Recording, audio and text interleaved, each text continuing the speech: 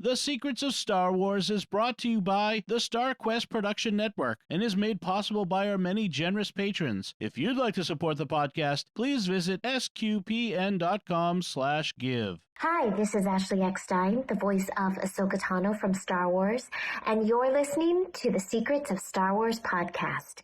May the Force be with you. You're listening to the Secrets of Star Wars, episode 94. Hello there.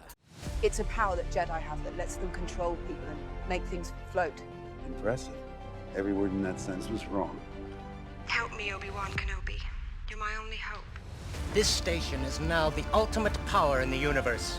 I find your lack of faith disturbing. It's against my programming to impersonate a deity. That's not how the Force works.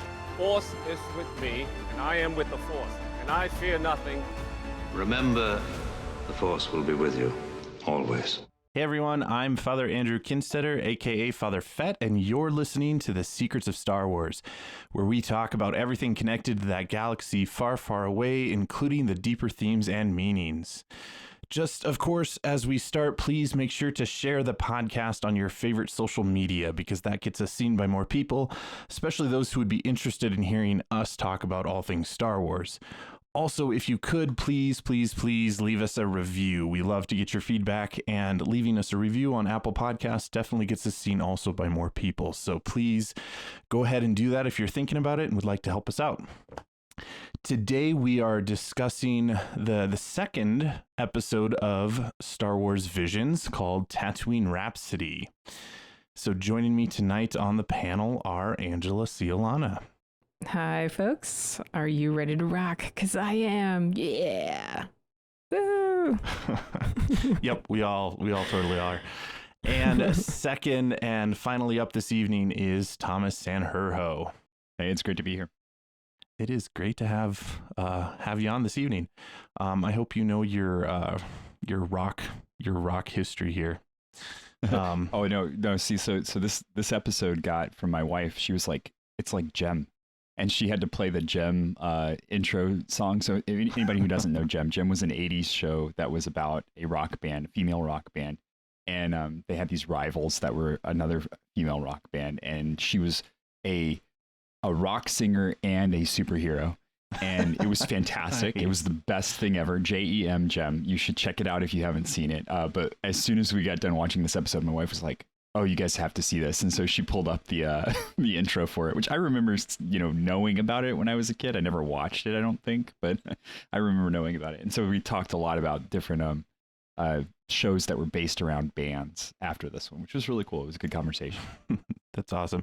So is the equivalent of the rival band in Star Wars the Bith Cantina band, which they made an appearance.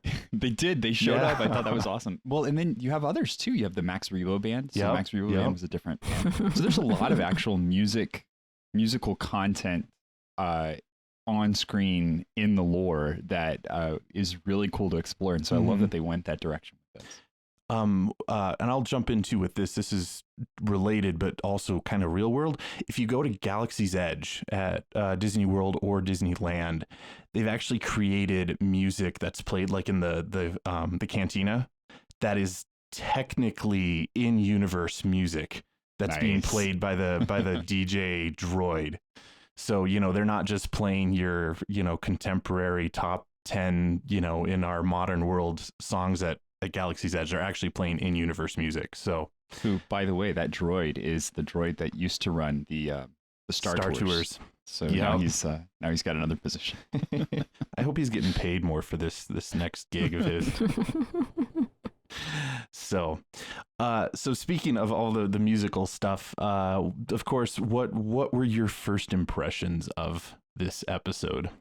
The first thing that I wrote down was a hut with a nose ring. Yeah. And then a lightsaber microphone. That was cool too. Yeah, I mean, there's so many little cool things, like just the way that they translated Star Wars into your typical like movie or TV show about a rock band.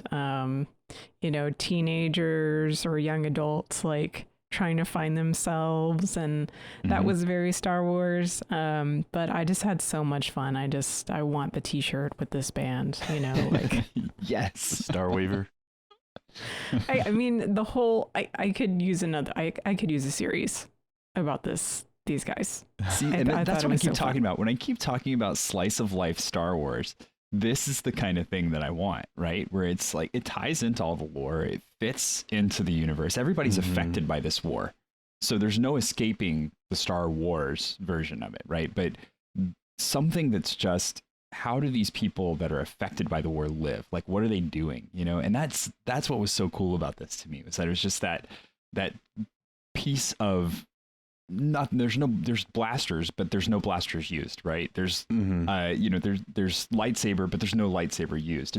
It's about people living their lives and just trying to make it by in the crazy chaos that they're surrounded by. And I really appreciated that too. I kind of went down a little bit of a rabbit hole and started reading reviews, which thankfully I had seen it before I read the reviews, so I was able to kind of have a unfiltered first impression.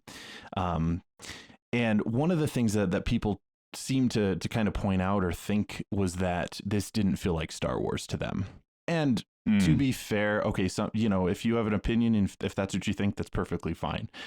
But I tended to see it exactly as you did. Like, this is kind of quintessential Star Wars. You have a small group of kind of underdogs going up against Jabba, the crime lord, and sure, it's sort of the plot isn't very deep or complex, or, you know, and they save the day by playing their song, which, okay, it could be seen as sort of cheesy. I really enjoyed it.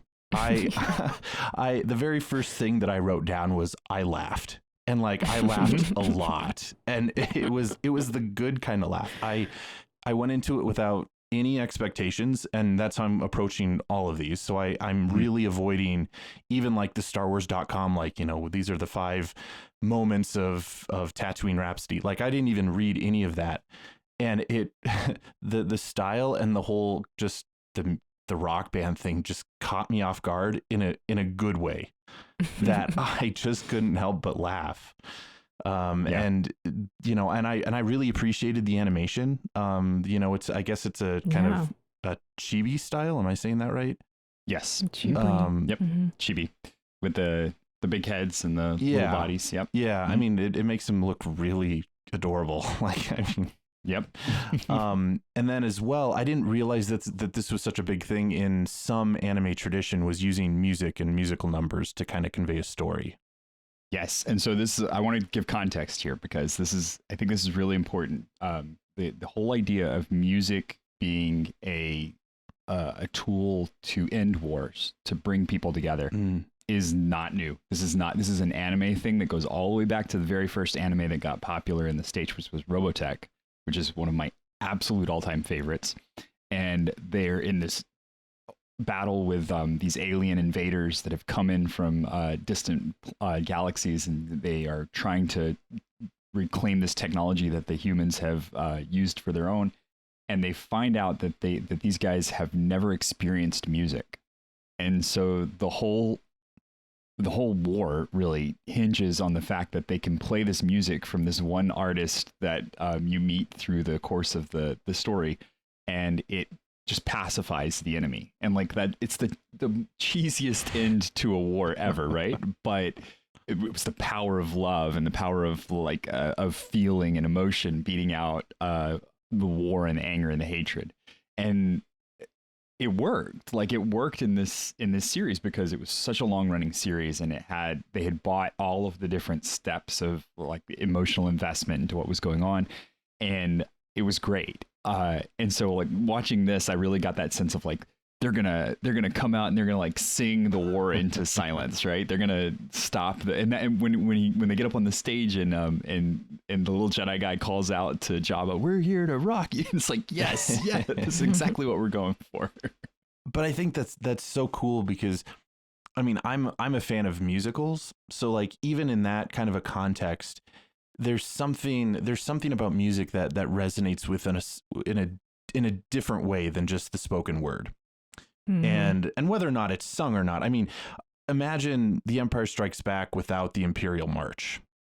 Like it's music adds a sense of emotion that just would be lacking if it wasn't there.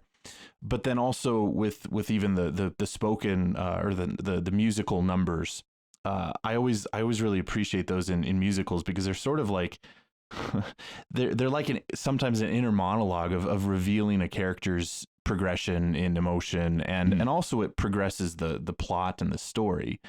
And, you know, and so here it was sort of, I guess, in between that. It did kind of, I mean, it was very instrumental right at the beginning, pun intended, kind of, you know, in the middle, beginning, middle, and end. And there's something about that I think resonates with people in a deeper way than just, you know, the spoken word. So yeah, I really enjoyed it. So. And I looked up Rhapsody. This is actually coming from Wikipedia, and I thought it was a very interesting definition. I never actually looked into this, and I felt it actually fits this episode entirely. So a rhapsody in music is a one-movement work that is episodic yet integrated, free-flowing in structure, featuring a range of highly contrasted moods, color, and tonality. An air of spontaneous inspiration and a sense of improvisation make it freer in form than a set of variations. So I feel like this episode did kind of have it all. You had, you know, kind of the initial chaos at the beginning, and you had even Jay's kind of lament in the middle of losing Guy, and then the kind of the triumphant finale. I think the title is well fitted. Yeah, that's really cool. So we'll go into the recap here. This was actually, I think, the shortest one out of all of them. But still, there was more depth than I was expecting as I kind of got into it. So it starts off with we see this young Padawan, and the assumption sort of seems to be that this is like right in the after effects of Order 66. And you can even see he's got the little Padawan braid. So and the lightsaber. Clue there as well. And he falls into this ship, and he is confronted by Guy, who's a Hutt, and he asks, "What are you?" And then it kind of shifts, and we'll come back to that. And so we flash forward then to this opening sequence with the band. I'm going to challenge your timeline before we go on too far. I'm going to challenge your timeline. Okay. I think this is happening at the Battle of Geonosis. Okay, well, so that could be true. There were battle droids and what looked like clone troopers. Yeah, and so I think it was at the Battle of Geonosis, because like he's running down that corridor that looks like it's the droids, you know, where they're the droid stamping facility. And so I was resistant to it at first, because I was like, why would a Padawan be at the Battle of Geonosis? And then I was like, or why would a Padawan be in this part of, you know, the Attack of the Clones, right? But the battle was huge. There were a lot of Jedi that showed up, and he just gets separated from his Jedi Master. Maybe his Jedi Master died in the battle, and he's running away from everything that's happened.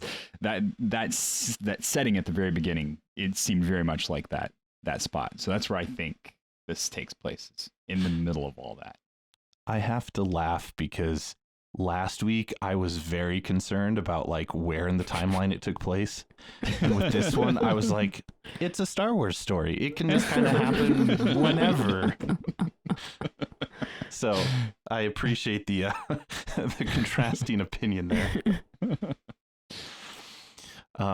Yeah, I was concerned because where was his master? And that's why I initially thought it must have been Order 66, and he just happened to kind of get away because he fell into this ship. But it happens in that time zone somewhere, because then even the what would be considered, I guess, present day would be more or less around A New Hope, because Boba Fett's showing up and he's not stuck in a Sarlacc pit and all of that and dealing with that, but he is still working for Jabba the Hutt. So it's at least in that time zone. But so Jay does kind of fall into starting a band, and a rock band no less, called Star Waver. And they have this very eclectic group with apparently his name's Geezer the Hutt, but he's called Gee. So I love that song. It's a Grateful Dead fan. That's all I can see.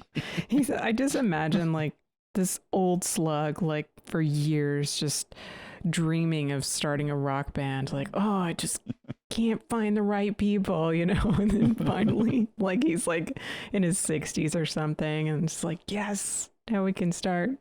So yeah, I just love that name. And he's playing the bass guitar, which seems appropriate. The flaming rumble bass. Yeah, I was gonna say that's not just a bass guitar. Come on. All of these instruments had like 2 adjectives attached to them, which was awesome.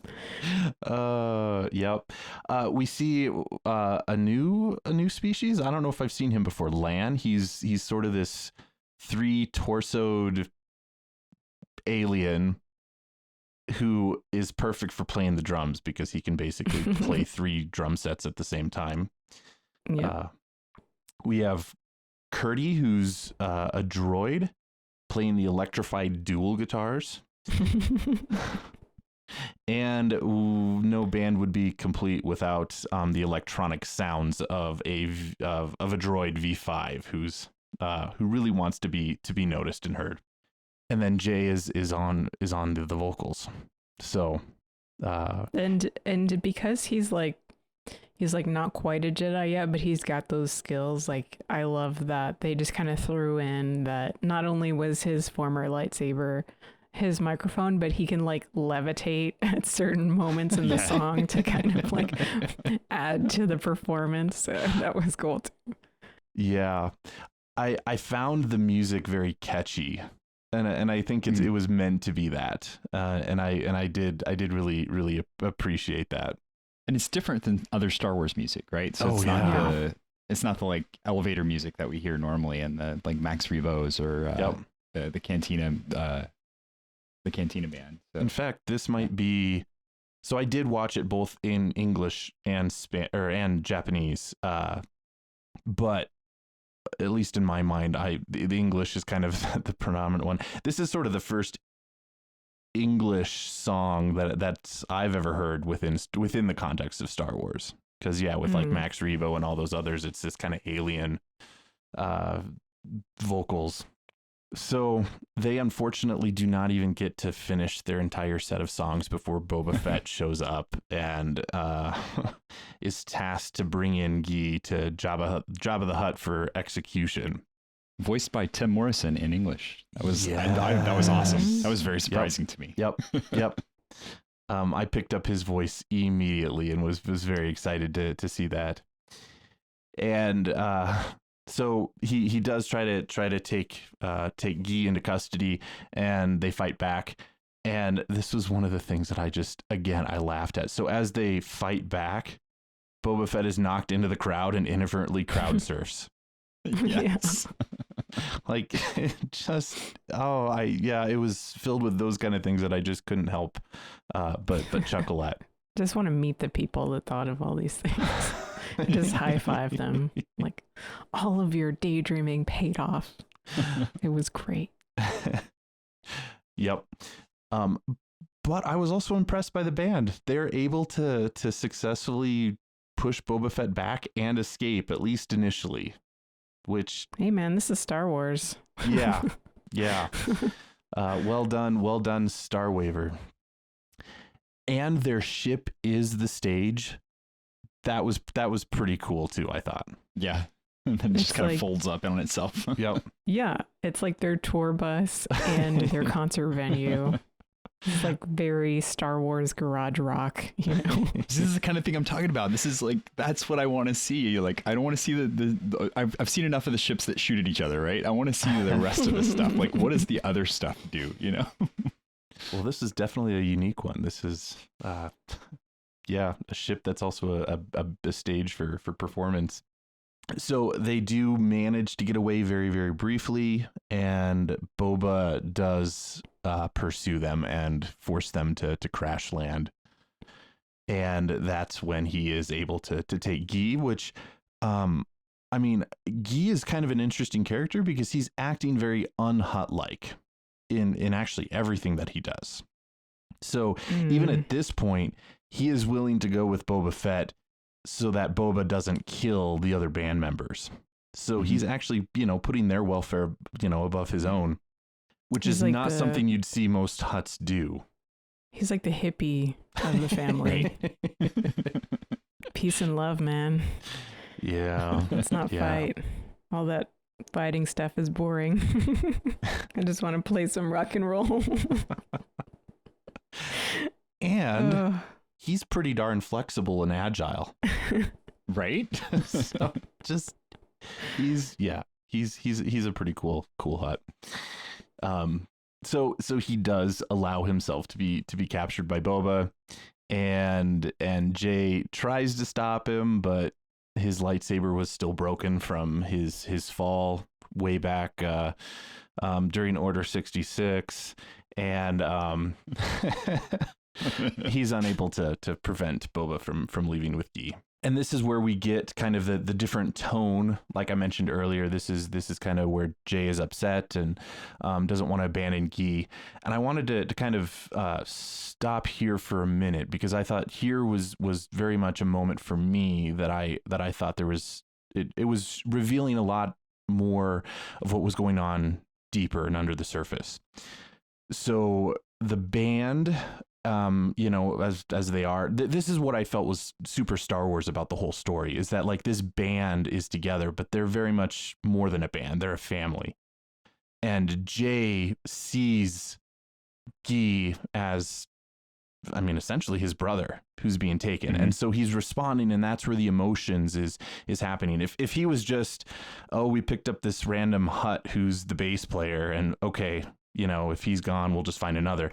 That's not the emotions that were playing out. It was very clearly, this is our brother that's been taken. And it prompted me to kind of think about how and why those two in particular connected. And so in kind of doing a little bit of reading and kind of thinking about this, here's my thoughts, and pulled from a few different other reviews that I was reading as well. But it makes sense to me that I think that when Jay fell into the ship and met Guy for the first time, there was a moment there where both of them had left something big behind them. So Guy left the crime syndicate, the family of Hutts that he was a part of, and was sort of, venturing off on this new thing all by himself. And I think the same thing was happening with Jay. And even though if Jay inadvertently and unintentionally left the Jedi Order, same thing too, left behind family, left behind his life that he knew. And when they met on that ship, when I first saw it, I thought, oh my gosh, this Hutt's going to kill him. And then after the second watch through, it was like, oh, okay, no, actually they're actually learning that they're in more or less the same situation, and they're both kind of bonding in this, we left our entire world behind, and where do we go from here? And it led the two of them to perhaps be the co-founders of the Star Waver. And you get the feeling like when Jay goes back to talk to the rest of the band that he's not, that's not just their story, but it's every single member's story, right? They abandoned something, or that they're running from something, kind of. That's why they formed this band together. Another thing that I like about that scene is when he runs outside, is that, first of all, Guy leaves with Boba, and the rain, it's already been raining, but the rain pours down even harder. And then Guy is, Jay is kind of ruminating, and he runs outside and he's thinking about it. And then he kind of turns around and he's got his epiphany, and the sun comes out. So to me, that was also kind of, Japanese anime as well, like just how, and we see that in other places too, in film and animation, but to kind of see how they use the weather to show us or hint at, what Jay was feeling, and also the direction of the story too. So I liked that a lot. And you can see it reflected in his face too, as the sun is coming out. He's got this look in his eyes that he's got something in mind for how to.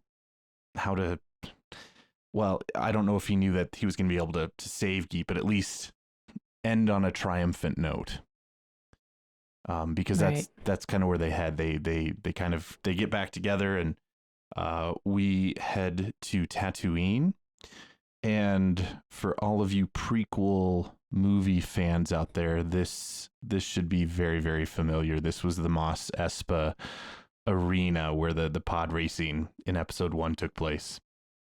So that was really cool for me to see. And I, to be honest, didn't really think that anything but pod racing happened there, but this makes total sense that this would be a place for, if Jabba's going to do a public execution or host a live band. Or both. Or both, apparently. Yeah. So that's kind of where they go, and they meet up with Guy, and I'm sorry, I was just laughing because when you said like public execution and band play at the same time, the word that came to mind was Jabba-palooza. It's a thing. Only in Star Wars visions. Please continue.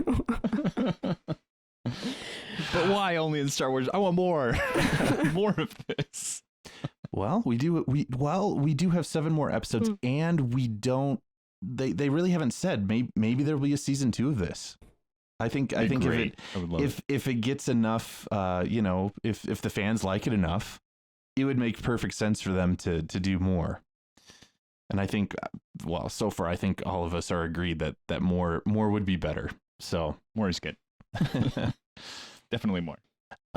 So at this point, Jay has apparently convinced Jabba that to let them play one more song before Guy is executed. And to kind of point out here too, we had another cameo. Bib Fortuna shows up, and he's the one who's dealing with the handcuffs on Guy, and is hanging out with Jabba up in the box seats. And so they are able to play one more song together before this execution is supposed to take place. And that was, again, like I said, catchy. And the montage during the song was actually really cool too, because it flashed to like the Mos Eisley Cantina.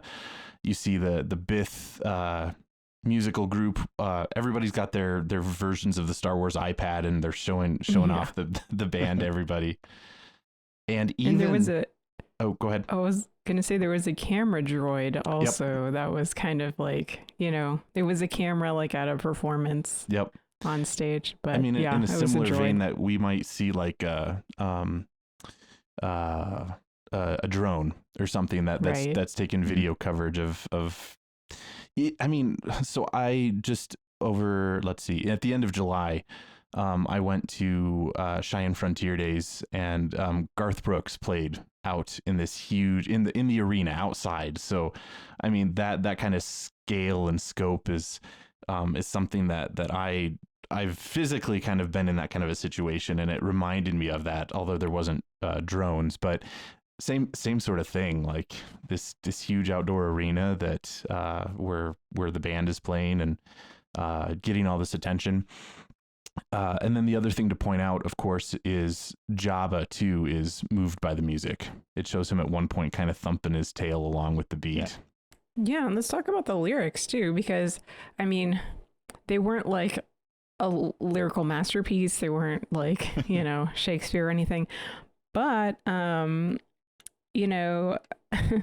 just thought it was so, again, going back to the themes that we talked about at the beginning, the power of music, right? The power of art. I think that's a very George Lucas thing, Mm-hmm.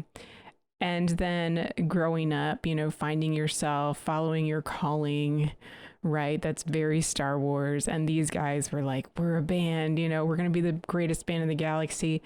And they were determined to do that. And I think, it was Guy's amazing vision to have the Star Wavers that really inspired the rest of them to be a band and to, follow that calling for themselves. And so the lyrics were of the chorus were "Be yourself, free yourself." Mm-hmm.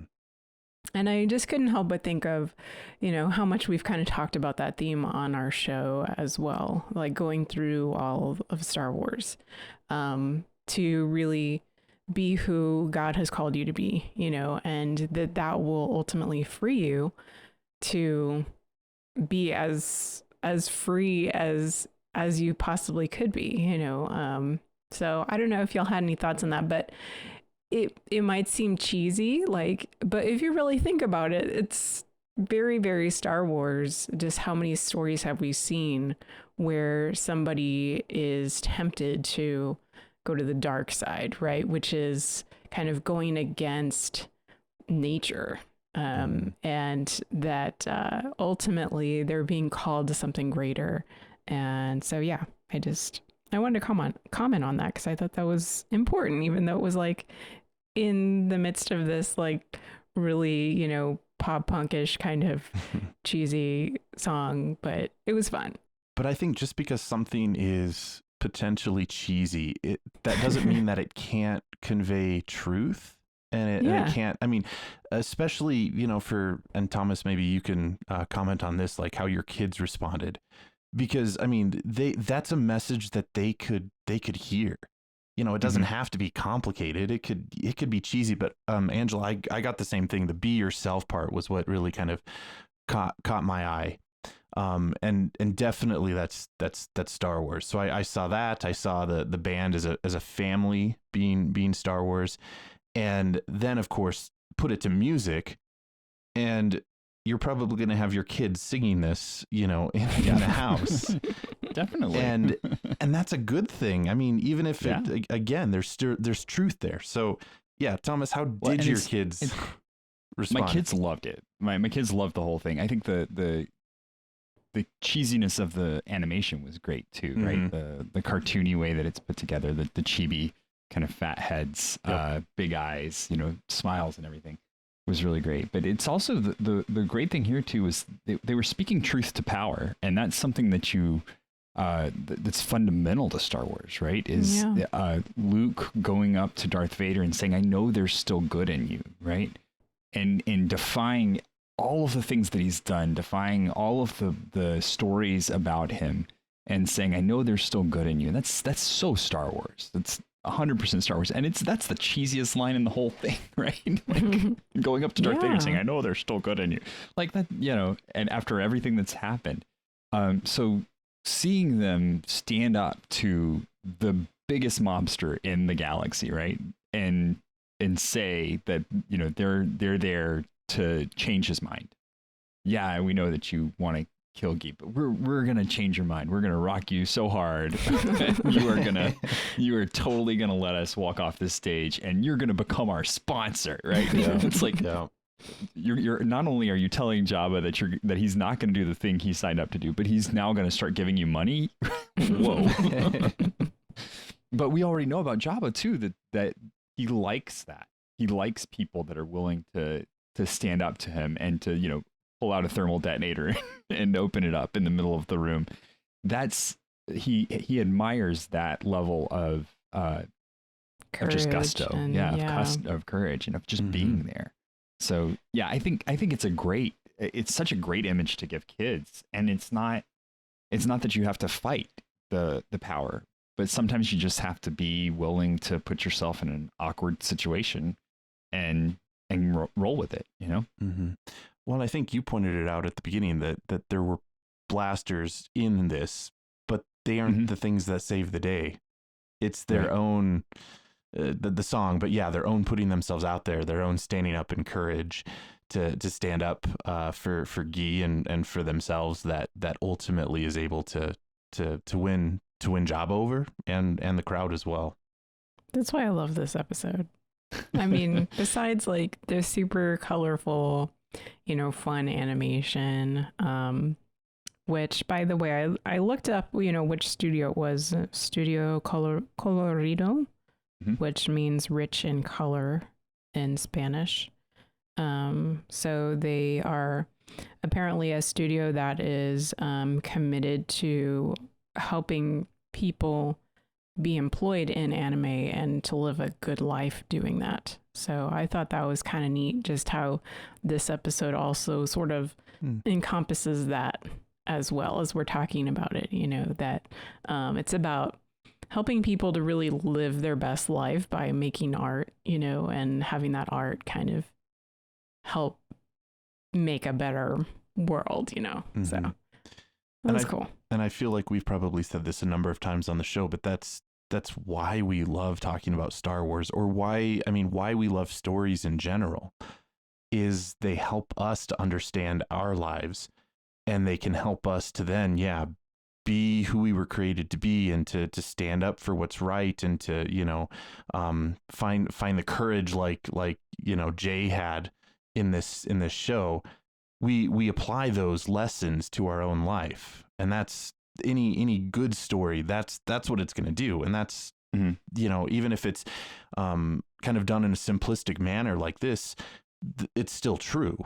And we internalize that and then try to live that out, especially if it's, if it's promoting these kind of positive values.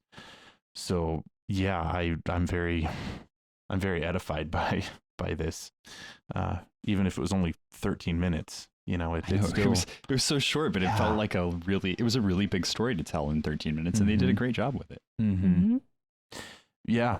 And really, that's kind of the end of the episode. They, the crowd wants them to continue to sing, and Jabba relents and lets the band stay together. And they end on one of their new songs. It's probably, and I think they probably meant to allude to this, but this is probably the first time that they're going to be able to complete their set. And, and that's kind of, that was part of the whole process. I even at that point noticed that Boba Fett's head is kind of bouncing to the music too. So even right. Boba, had I don't know if he had a change of heart. He was hired to do this, but either way, he likes the music too. So yeah, short, but very good and deeper than perhaps people are expecting. So if you've seen it and missed all that, go watch it again. It's short, but you'll get a lot more out of it if you kind of watch for those sorts of things. Another random kind of note in my notes was so Tamara Morrison was Boba Fett in the English version.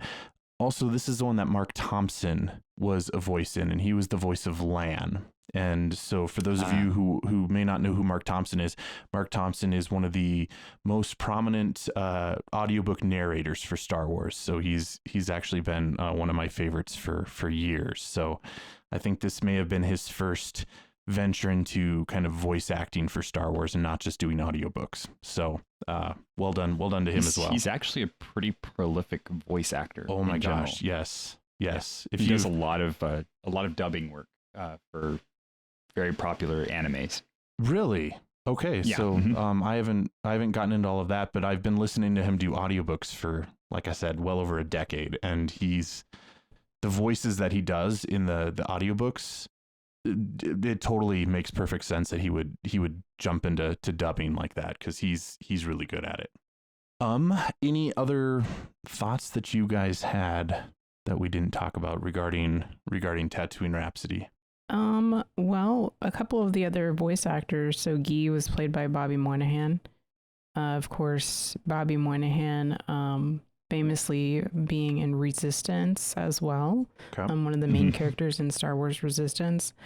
And then, her name escapes me, but K344, also known as, Curdy, the guitarist, was played by the same voice actress who played Leia Organa in those Forces of Destiny. Mm-hmm. And I want to say she also did some work more recently as Leia. But yeah, I thought that was just kind of keeping it all in the family there. So that was neat. Yeah, something not related to the acting necessarily, but the dialogue. So again, like very Star Wars, they threw in punch it, and I have a bad feeling about this. Yep. Yes. But but I loved that. I love that after, I think it was Guy said like, okay, punch it. And then Curdy was like, I punched it already. Like, I just felt like that has to have happened before in Star Wars, right? It's not like, okay, every time you get to punch it, just punch it more. Right. But yeah, I there just was a thought that Wilhelm so great. scream as well. Yes. Was there? That was great. My kids were like, I thought we weren't doing those anymore. And I'm like, if they moved away from them, but it's a classic. I'm glad they threw that in there. The other voice actor that I would point out too would be Jay, who was Joseph Gordon-Levitt. Oh yes. And I guess the only reason that I know him is because he plays, at least for my taste, he's in Inception, and and he plays Robin in the Dark Knight trilogy. Mm-hmm. But he plays, I'm sure, in way more other stuff that I haven't watched. Oh yeah, great actor. So fantastic actor. Also in musicals too, Joseph Gordon-Levitt. So I wonder if he sang for the song, or how they actually ended up producing that. I would be interested in reading more about that. Yeah, it would make sense that he did the actual singing as well. Because I guess looking at the cast, I didn't see.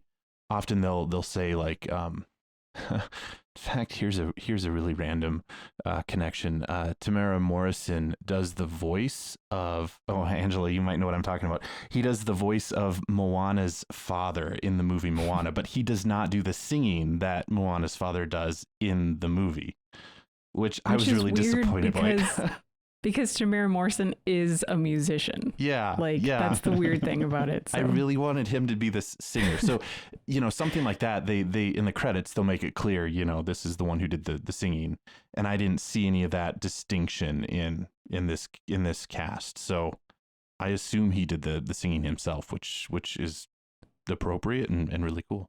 Another fun fact that I found out right before this recording of the show is that the internet being what it is, someone has already made a Tatooine Rhapsody 1 hour video on YouTube where it's just looping Tatooine Rhapsody over and over again. So if you love the song, just look up that video and be yourself. I mean, I will say that I looked for it on Apple Music and it's not on Apple Music. So I was a little bit disappointed by that.